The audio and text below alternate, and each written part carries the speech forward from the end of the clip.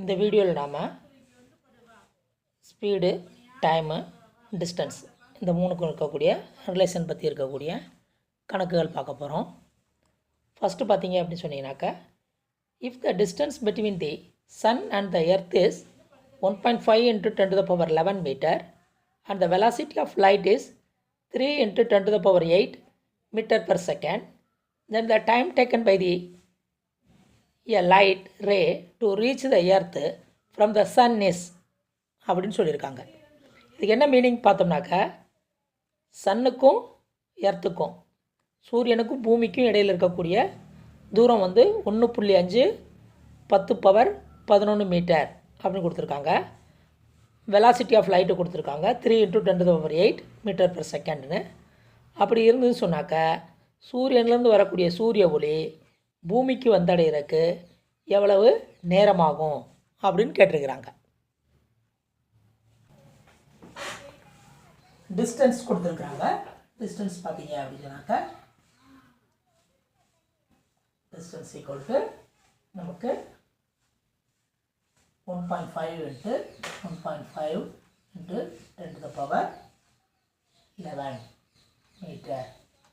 அதுக்கடுத்து பார்த்தீங்கன்னா வெலாசிட்டி கொடுத்துருக்குறாங்க. Velocity v is equal to 3 into 3 into 10 to the power 8 metre கொடுத்துருக்காங்க. இப்போ டைம் கேட்டிருக்கிறாங்க.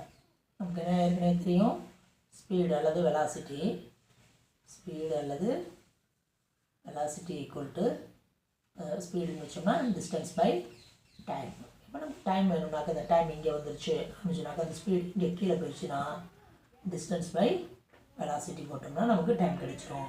இப்போ 1.5 into 10 to the power 11 divided by 3 into 10 to the power 8. இதை கட் பண்ணோம் அப்படின்னு சொன்னாக்கா நமக்கு ஒரு 15 15 25 30. ஓகேங்களா?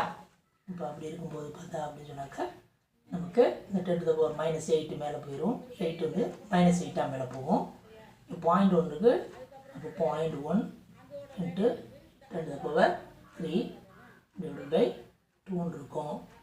அப்போ நாம் இதை 1 மாற்றோம்னாக்கா 10 to the power 0.5 into 10 to the power 3 இருக்கும்.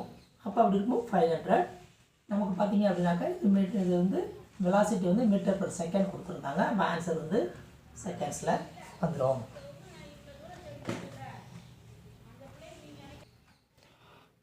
அடுத்த கணக்கு பார்த்தீங்கன்னாக்கா, a car travels 320 km in 4 hours. What is its speed in kilometer per hour அப்படின்னு கேட்டிருக்காங்க.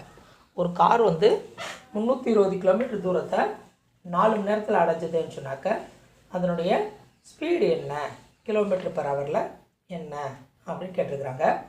இப்போ நமக்கு பார்த்தீங்கன்னாக்கா டிஸ்டன்ஸ் பார்த்தீங்கன்னாக்கா 320, distance equal to 320 kilometre. Time பார்த்தீங்கன்னாக்கா 4 hours. அப்போ நமக்கு speed equal to distance 320 divided by 4 போட்டோம்னாக்கா கிலோமீட்டர் per hour. அப்போ நம்ம அடித்தோம்னா 32. அப்போ 80 கிலோமீட்டர் per hour இந்த காரோட ஸ்பீடு.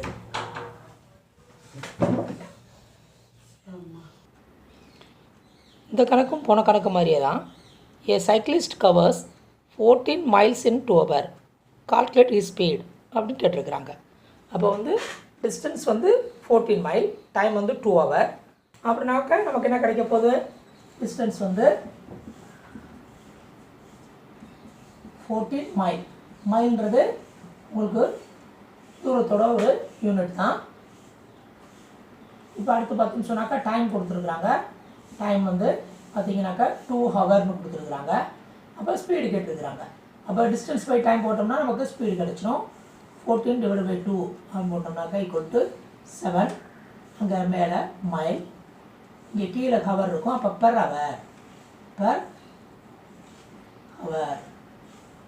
அப்போ 7 mile per hourன்ற ஸ்பீடில் அந்த சைக்கிளிஸ்ட்டு ட்ராவல் பண்ணுறாரு. இது ஒரு சைக்கிளிஸ்ட் கணக்கு தான். A cyclist travel at the speed of 60 km/h. How far he will travel in 50 minutes? அப்போ இங்கே என்ன கொடுத்துருக்காங்கனாக்கா ஸ்பீடு கொடுத்துட்டாங்க. Speed equal to 60 km/h. அப்போ டைம் வேறு கொடுத்துருக்காங்க. டைம் என்ன கொடுத்துருக்காங்க 50 மினிட்ஸ். இங்கே நாம் யூனிட் கன்வெர்ட் பண்ணிக்கிறணும். இப்போ டிஸ்டன்ஸ் கேட்டுருக்குறாங்க. டிஸ்டன்ஸ் ஈக்குவல் டு வாட் அப்படின்னு கேட்டிருக்காங்க. எவ்வளவு 50 நிமிஷத்தில் எவ்வளவு தூரம் போவார் அந்த சைக்கிள் ஓட்டுறவர் அப்படின்னு கேட்டிருக்கிறாங்க. இப்போ அப்போ நம்ம எனக்கு தெரியும் speed equal to distance by time இருக்கும். அந்த டிஸ்டன்ஸ் அங்கேயே வச்சோம்னாக்க அப்போ distance equal to speed into time. Speed into time. அப்போ ஸ்பீடு எவ்வளவு நமக்கு 60 km/h. பெர் ஹவரை நம்ம வந்து 60 மினிட்ஸ்னு வச்சுக்கலாம் இல்லையா? ஏன்னா இங்கே 50 மினிட்ஸ் இருக்கிறதுனால இன்ட்டு 50 மினிட்ஸ். இந்த மினிட்ஸும் யூனிட்டில் கட் ஆயிரும். இந்த 60யும் நம்பரில் கட் ஆயிரும். இப்போ இருக்கிறது பார்த்தீங்கன்னாக்கா 50 கிலோமீட்டர். அப்போ அந்த சைக்கிளிஸ்ட் வந்து 50 கிலோமீட்டர் தூரத்தை 50 மினிட்ஸில் கடந்து போவார். இந்த கணக்கு பார்த்தீங்க அப்படின்னு சொன்னீங்கன்னாக்கா a body start with a velocity v returns to its initial position after t seconds with the same speed along the same line. Acceleration of the particle is அப்படின்னு கொடுத்துருக்குறாங்க. இதுக்கு மீனிங் என்ன அப்படின்னு பார்த்தோம்னாக்கா ஒரு பாடி வந்து வீன்ற வெலாசிட்டியில் பயணிக்குது, ஒரு தூரத்தை அடையுது. வீன்ற வெலாசிட்டி ஈக்குவல் டு வி. அது ஒரு தூரத்தில் இப்படி போகுது. இதில் யூனிஃபார்ம் ஸ்பீடில் ரிட்டனும் அதே ஸ்பீட்லேயே வருது, ஸ்டார்டிங் பாயிண்ட்டுக்கே வந்துடுது. அப்படி வந்துருச்சுன்னு சொன்னாக்கா வாட் இஸ் த ஆக்சலரேஷன் கேட்டுக்கிறாங்க. அப்போ ஆக்சலரேஷன் அப்படின்னு சொன்னாக்க என்னன்னாக்கா change in velocity by time taken. Acceleration change in velocity divided by time. இதுதான் ஆக்சலரேஷன்.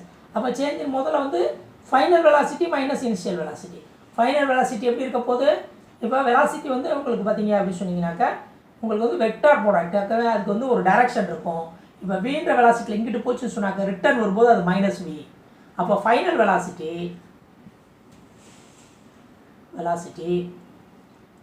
மைனஸ் இனிஷியல் வெலாசிட்டி, அதுதான் வந்து change in velocity divided by time வந்து நமக்கு டி அப்படின்னு இருக்கும். அப்போ மைனஸ் வி அப்புறம் ஒரு minus v divided by t. Minus வியும் போடும்போது மைனஸ் 2v. ஓகேங்களா? மைனஸும் போது 2v டிவைடட் பை டைம். இதுதான் வந்து ஆக்சலரேஷன் ஏ அப்படின்னு ஆங்கில லெட்டரில் சொல்லுவாங்க.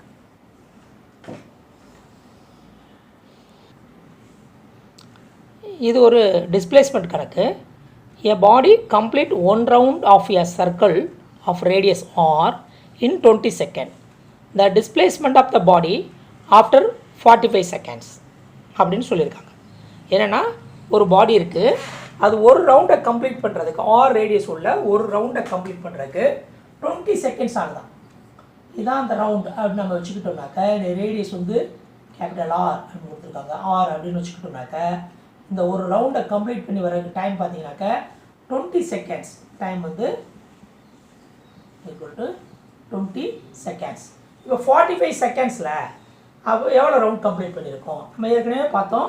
அப்போ 45 செகண்ட்ஸில் இப்போ 20 போட்டோம்னா நமக்கு நம்பர் ஆஃப் ரவுண்ட்ஸ் வந்துடும். அப்போ நம்பர் ஆஃப் ரவுண்ட்ஸ் பார்த்தீங்க அப்படின்னாக்கா 2.25 ரவுண்ட்ஸ். அப்போ ஃபுல் சர்க்கிள் 2 ரவுண்ட் அடிச்சிருக்கோம். அடுத்து பார்த்தீங்கன்னாக்கா ஒரு குவார்ட்டர் ரவுண்ட் ஆகிருக்கும். இங்கே இதான் ஸ்டார்டிங் பாயிண்ட் வச்சோம்னா ஃபுல் ரவுண்ட் 2, அது போக குவார்ட்டர் ரவுண்ட் ஆகிருக்கும். இப்போ குவார்ட்டர் ரவுண்ட் ஆச்சுன்னு சொன்னாக்கா இங்கே நிற்கும் பார்ட்டிகள். அப்போ இதில் டிஸ்பிளேஸ்மெண்ட் எவ்வளவு? டிஸ்பிளேஸ்மெண்ட்னா நம்ம என்ன சொல்லியிருக்கோம், ஏற்கனவே பார்த்துருக்கோம்.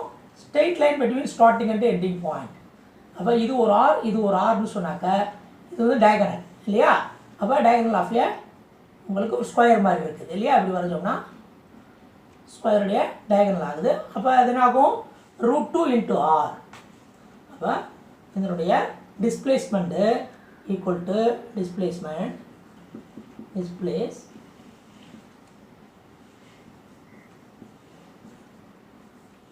2 இன்ட்டு கேபிட்டல் ஆர். இதுதான் இந்த பாடியோட டிஸ்பிளேஸ்மெண்ட்டாக இருக்கும். இது ஒரு match the following question. First என்ன கொடுத்துருக்காங்கன்னா, ஏ வந்து dv/dtன்னு கொடுத்துருக்காங்க, பி வந்து இந்த மாதிரி 2 கோடு போட்டு dv/dt கொடுத்துருக்காங்க, சி வந்து dr/dt கொடுத்துருக்காங்க, திருப்பி வந்து 2 கோடு போட்டு dr/dtன்னு கொடுத்துருக்காங்க. இந்த பக்கம் மேக்னிடியூட் ஆஃப் ஆக்சலரேஷன் கொடுத்துருக்காங்க, பின்றது, கியூன்றது ஆக்சலரேஷன் கொடுத்துருக்காங்க, ஆர்ன்றது மேக்னிடியூட் ஆஃப் வெலாசிட்டி கொடுத்துருக்காங்க, எஸ்ன்றது வெலாசிட்டி கொடுத்துருக்காங்க. சரி, நம்ம முதல்ல வந்து வெலாசிட்டியிலேருந்து போவோம். வெலாசிட்டின்றது நம்ம என்ன சொன்னோம், டிஸ்பிளேஸ்மெண்ட் பை டைம் டேக்கன். இங்கே ஆர்ன்றது வந்து ரேடியஸ் அல்லது இங்கே எக்ஸா கூட நம்ம ஆரை வந்து எடுத்துக்கலாம். அப்போ change in displacement by time taken is equal to velocity. அப்போ இது என்ன, அது 2 கோடு, இதுக்கு வந்து மாடுலஸ் அப்படின்னு சொல்லுவாங்க. மாடுலஸ் அப்படின்னு சொன்னாக்க அது வந்து மேக்னிடியூடு நம்பரில் மட்டும் சொல்லணும், பாசிட்டிவ் நம்பராக மட்டும் சொல்லணும், அதுக்கு பேர் தான் இந்த மாடுலஸ். அப்போ மேக்னிடியூட் இது வெலாசிட்டி, இது மேக்னிடியூட் ஆஃப் வெலாசிட்டி. அதுக்கப்புறம் பார்த்தீங்கன்னாக்கா சேஞ்ச் இன் வெலாசிட்டின்றது ஆக்சலரேஷன். அப்போ வெலாசிட்டி பை டைம் டேக்கன் வந்து ஆக்சலரேஷன், அது இங்கே இருக்குது, சேஞ்ச் இன் வெலாசிட்டி ஆக்சலரேஷன். அப்போ அதனுடைய மேக்னிடியூட் வந்து இந்த மாதிரி மாடுலஸ் போட்டிருக்கிறாங்க. அப்போ மாடுலஸ் ஆஃப் ஆக்சலரேஷன் இங்கே இருக்குது, மேக்னிடியூட் ஆஃப் ஆக்சலரேஷன். அப்போ ஃபஸ்ட்டு பார்த்தீங்க அப்படின்னு சொன்னீங்கன்னாக்கா இது வெலாசிட்டி, இது மேக்னிடியூட் ஆஃப் வெலாசிட்டி, இது வந்து மேக்னிடியூட் ஆஃப் ஆக்சலரேஷன், இது வந்து வெறும் ஆக்சலரேஷன். இதுதான் இந்த கொஸ்டினுக்கான ஆன்சர்.